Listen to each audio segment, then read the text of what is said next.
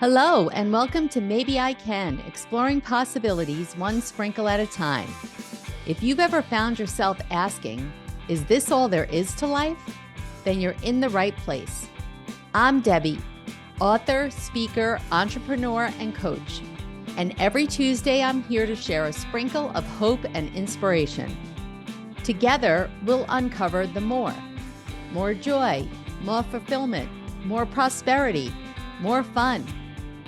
We'll share stories of transformation, actionable tips, and that little nudge you need to take the next step. So let's embark on this journey of discovery and say, maybe I can, to a life filled with more. Ready to find out? Let's get started. The Maybe I Can show starts now.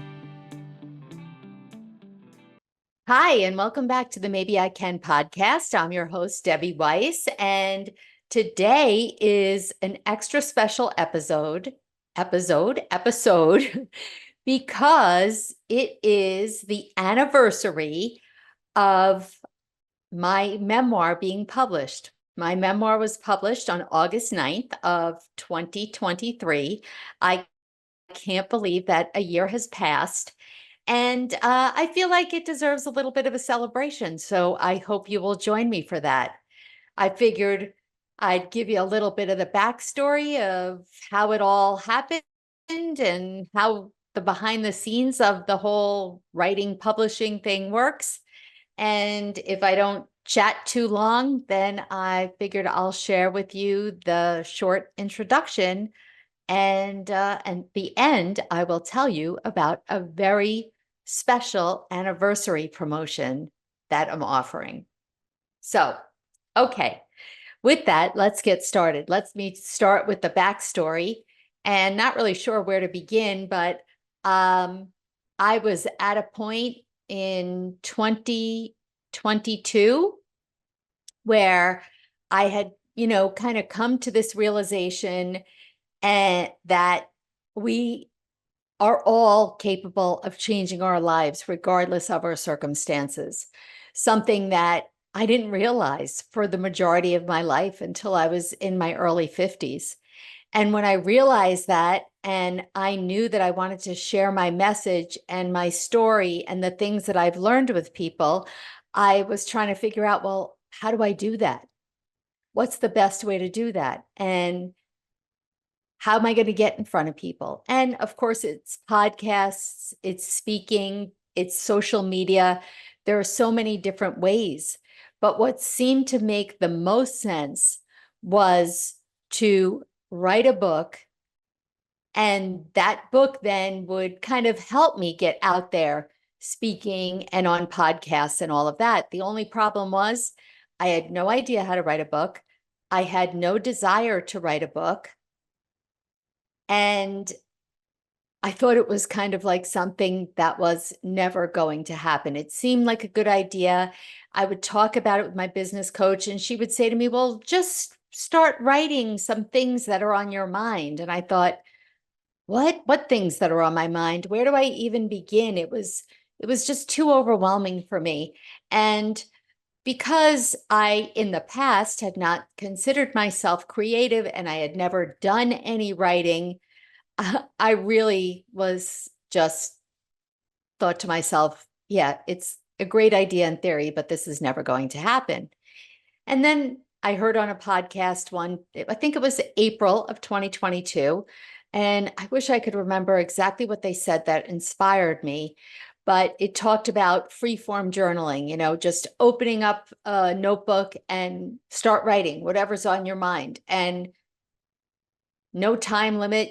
Some people set a timer, just don't write and don't stop for 5 or 10 or 15 minutes. But they said, even if you don't know what to write, start writing. I don't know what to write. I don't know what to write. And all of a sudden, something will come to you. And I tried it, and I was amazed how much came flowing out of my brain onto this piece of paper.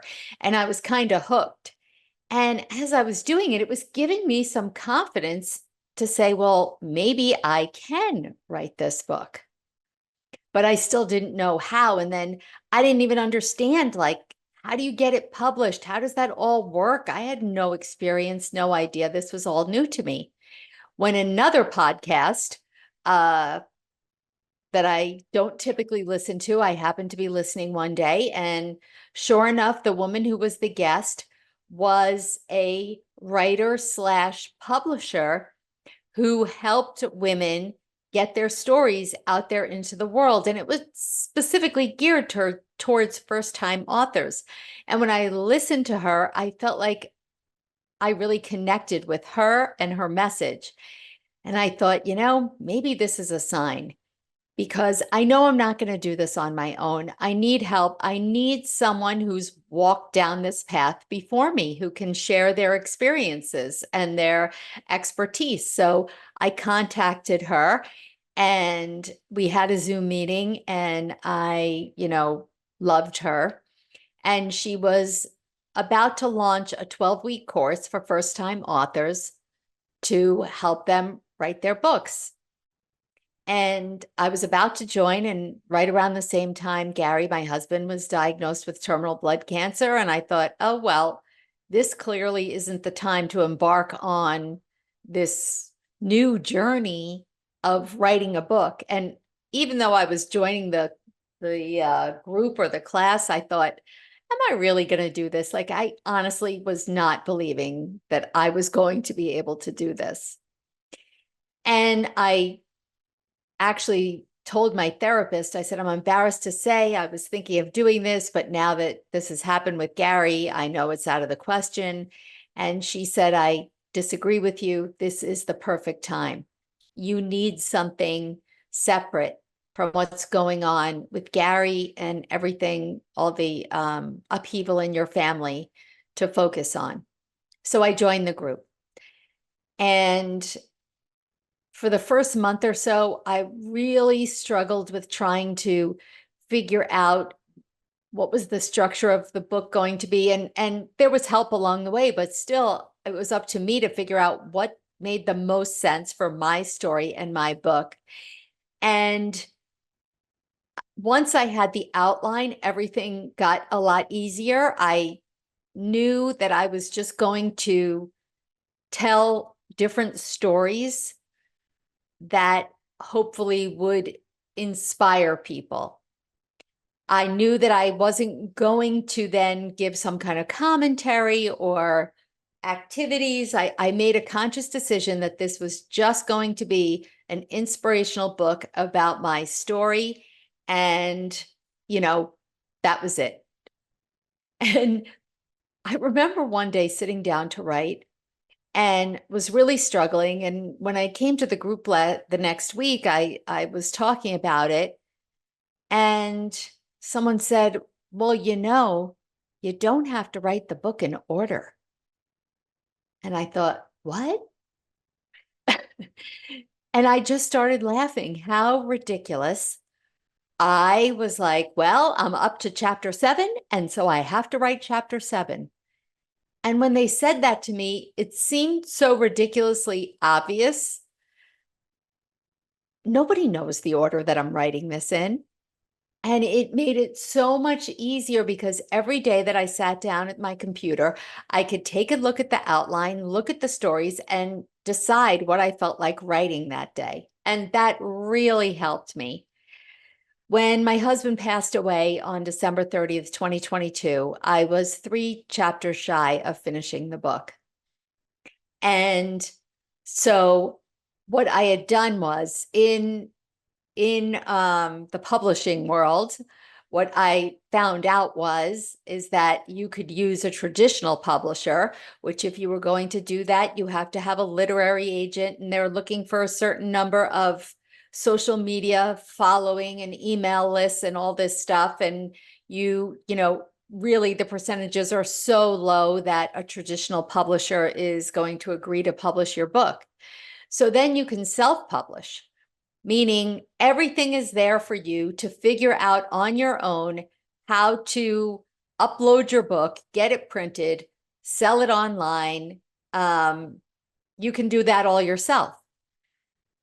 However, I knew myself, and writing the book was such an accomplishment that I didn't really feel up, especially what was going on in my life. And I know my strengths and weaknesses, and I know myself, and the whole figuring that whole self-publishing thing out for me was too overwhelming.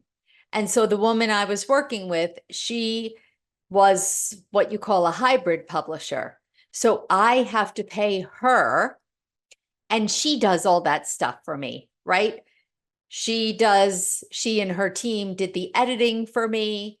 They, along with myself, did the book cover design and uploading it so that it's on Amazon and barnesandnoble.com and all the places, and, walked me step by step through the whole entire process. And I'm not going to tell you it was cheap, because it wasn't. But if I wanted to get my book out there, I knew that that's what I needed to do. And so that's what I did. And on August 9th, the date that I had decided that it was going to be public and launch, I threw myself a party. My boys and I had been through a lot, and we needed something to celebrate. And I had about 50 or 60 women locally come, and I had a cocktail reception, and my boys were the MC, and my brother was there, and I spoke, and then my brother interviewed me, and it was just such a wonderful, wonderful time, such a great, great experience. And then, I found out, oh, guess what? People just don't automatically know about you and your book. Now there's the whole other side of marketing. And, that is an ongoing journey and process. And of course, that has to do with getting out there and getting your message out there, and on social media and podcasts and all the places.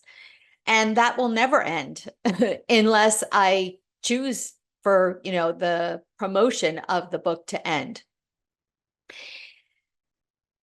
So it's over. I'm holding the book. It's all so exciting. And Lauren, my book lady, had said to me when I first finished my book, maybe even before I finished my book, she said, Debbie, I see that you're going to write, there's something like 20 books. I said, 20 books?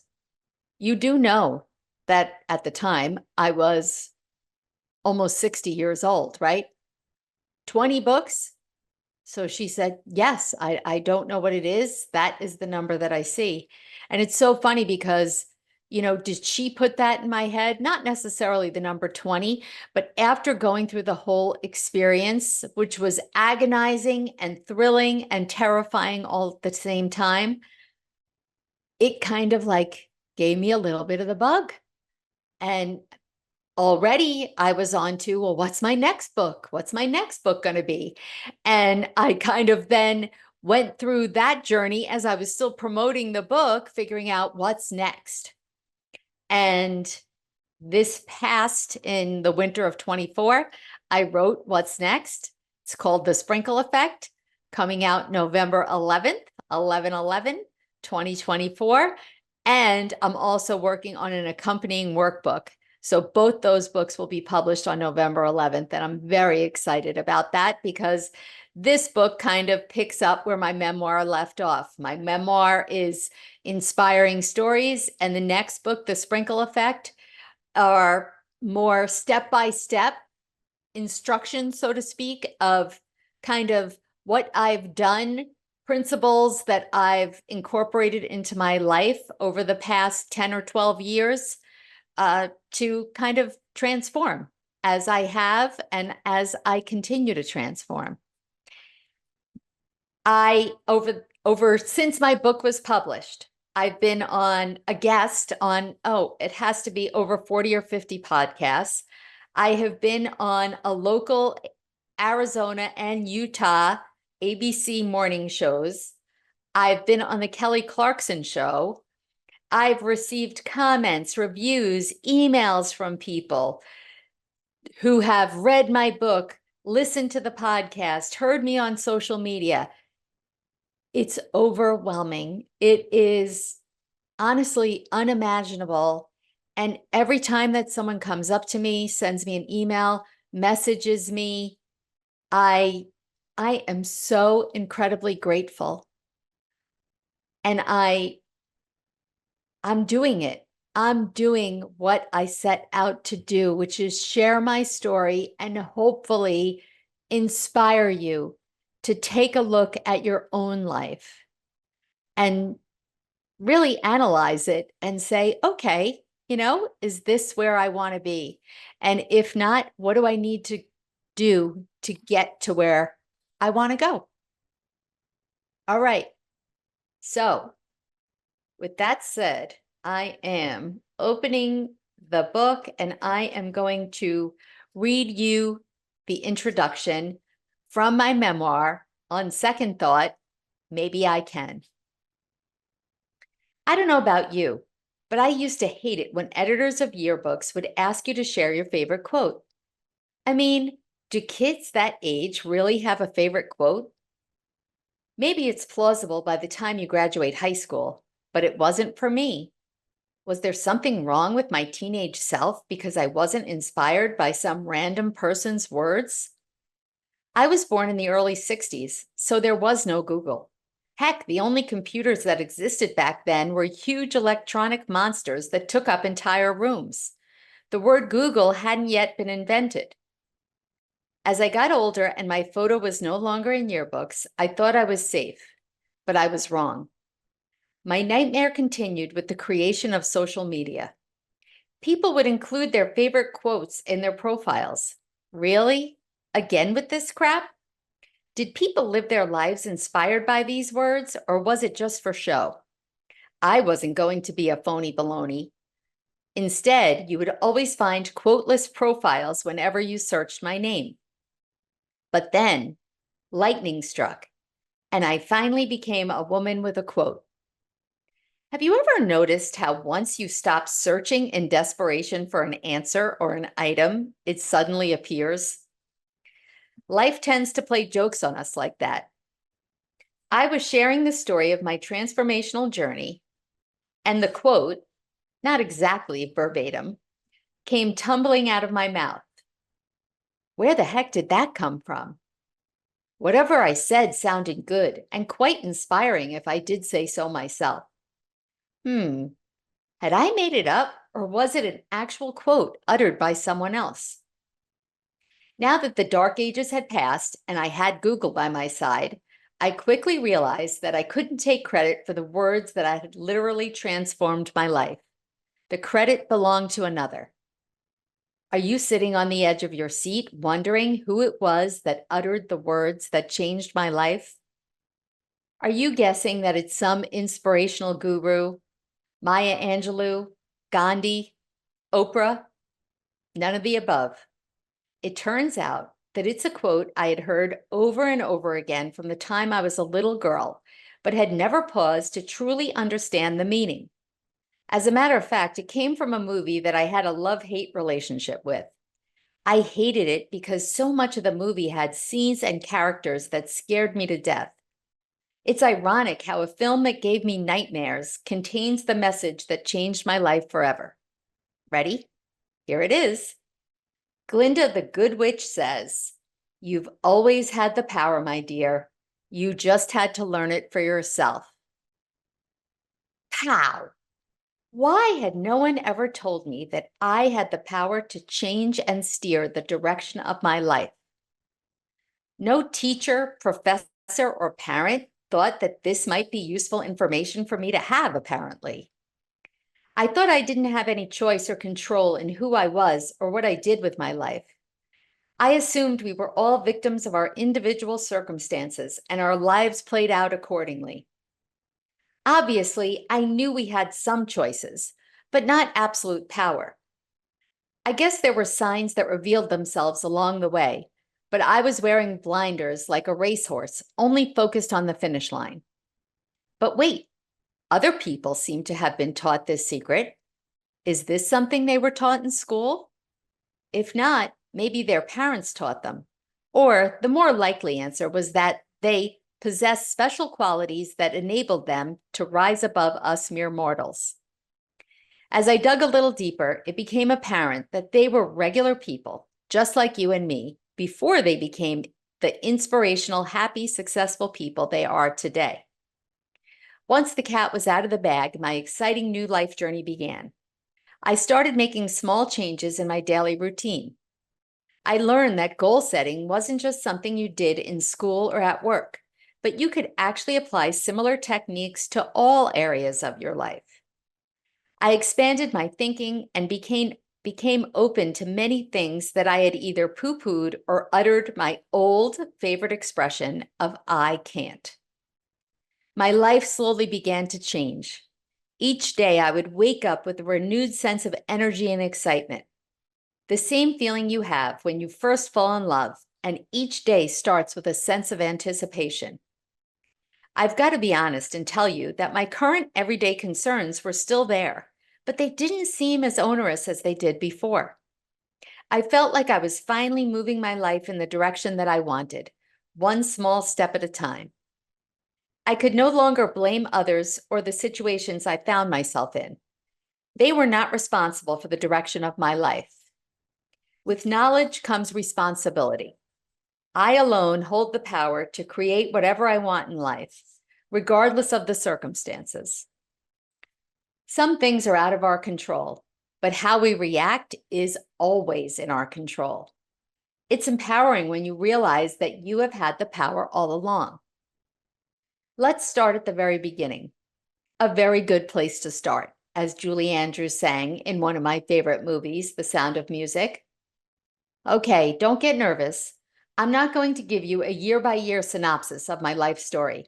After all, my goal is to inspire you, not put you to sleep. This book will share with you who I was becoming, and who I am still becoming. In sharing this, my goal is to inspire you to dig deep and do some soul searching of your own.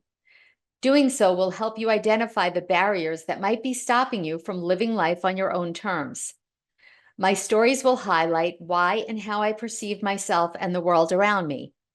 You see, we all have a set of core beliefs which are formed by the age of 7. These beliefs are lurking in our subconscious minds and are partially responsible for how we think today. These are assumptions or perceptions that we have about ourselves that help to form our identity. They're often negative, inaccurate, and hold you back from achieving your potential. They could come from your peers, teachers, parents, or others you encounter. Your experiences, education, and family beliefs can also play a part in forming these assumptions. Pretty much anything and everything that has ever happened to you in your life contributes to those core values and thoughts. It doesn't mean that everyone set out to cause you harm with what they said or did. Chances are, those who caused you to internalize these negative opinions about yourself had no idea what their actions or comments were doing to you. It's ironic because the more I explore my own limiting beliefs from my past, my mind turns to my own children. Oh no, what have I said or done to screw them up? It kept me up many nights playing each moment of their lives out in my mind, trying to see where I went wrong, until it hit me. I did the best I could at the time. I would never ever do anything to maliciously harm my child's psyche in any way. It upsets me to think that I probably have contributed to their own negative opinions in some way. I have to remind myself that I'm not perfect. None of us are. Chances are there is no one in this world who doesn't grow up with at least a few negative views of themselves. The good news is that once we are aware of what they are and where they came from, which does take some time and energy to figure out, we can begin the process of removing them and replacing them with positive, accurate thoughts. Our brains are quite magnificent, highly efficient hard drives that can be rewired. All right, I got to skip because I'm running out of time. So let's see.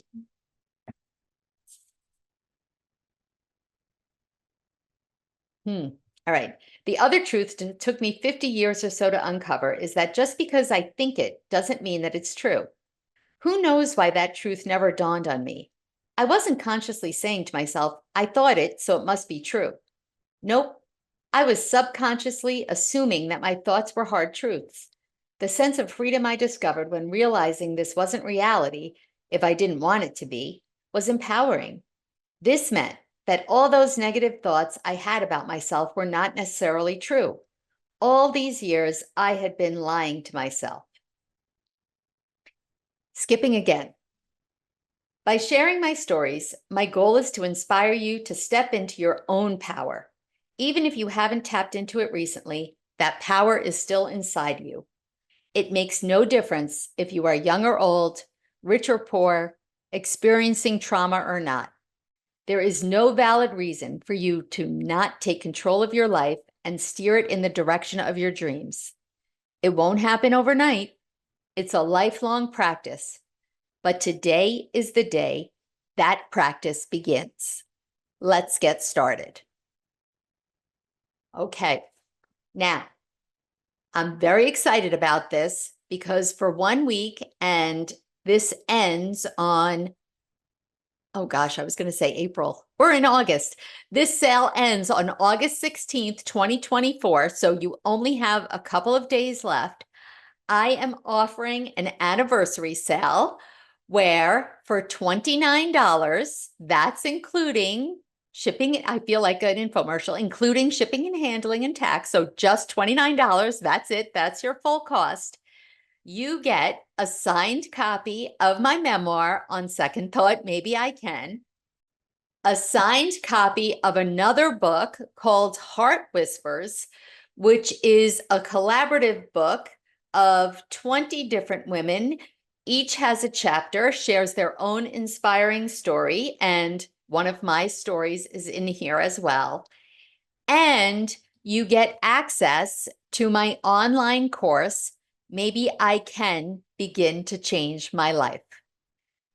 The value of all of these things is over $85, and you are going to get it until August 16th for $29. And a signed copy of both these books. I will personally autograph it with your name and the whole deal. Oh my goodness, I can't stand this. I really feel like a little salesman here. So what you need to do is there is a link in the show notes. You can DM me on Instagram at debbie.r.weiss. You can send me an email at debbie@debbierweiss.com, and I will send you the link. So with that said, I hope that this podcast, my book, the social media, every single thing that I'm putting out there, I am putting out there for you, because my life has changed in so many ways. And you know what? Don't get me wrong. I have had a lot of trauma in my life in the last decade.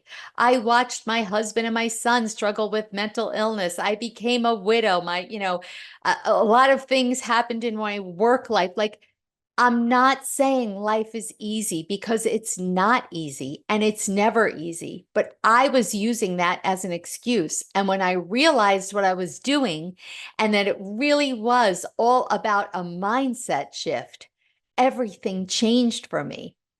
And so since that time, I thought to myself, there's got to be other women out there who are just like me, who are living just like me. And I didn't even know it. And the only way that I really started to become aware was by listening to regular people just like me on podcasts who had been where I had been.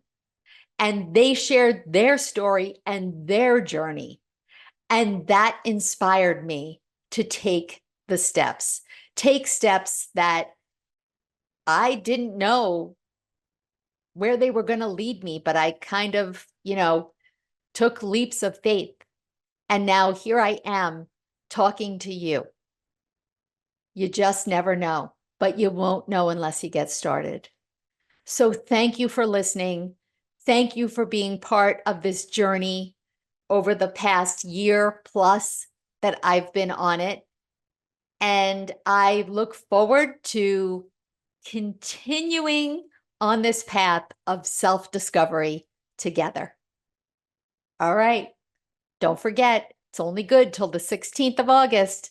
Click on the link now, and I will see you next week.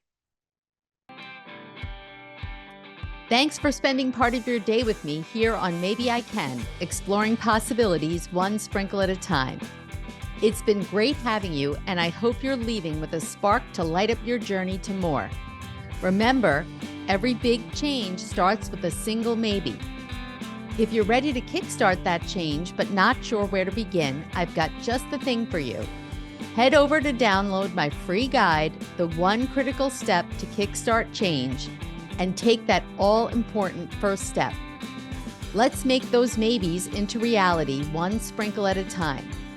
Catch you next Tuesday at 4 p.m. Eastern, 1 p.m. Pacific with more stories, tips, and that extra push you might need. I'm Debbie saying goodbye for now, but always remember, maybe, just maybe, you can.